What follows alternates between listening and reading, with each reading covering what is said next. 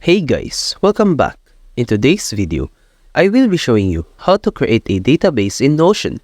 So let's get started. Start by creating a new database in Notion called Timesheets.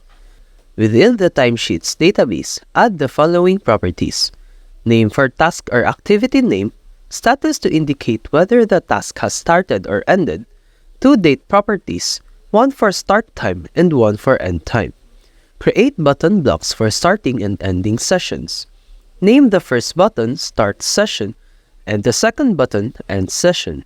Assign icons to each button. Enter the edit mode for the page template. For the Start Session button, update the status to Started. Set the start time to the current date and time. For the End Session button, update the status to Ended. Set the end time to the current date and time. Make sure to set this edited page as the default template. This will ensure that the buttons and timesheet database are auto-populated for every newly created project. Save your changes and apply the template. Now, within each project page, you'll have the option to easily start and end time sessions with a click of a button. That's it for this video. If you have found this video helpful, simply leave a like below or subscribe, because it helps me reach more people.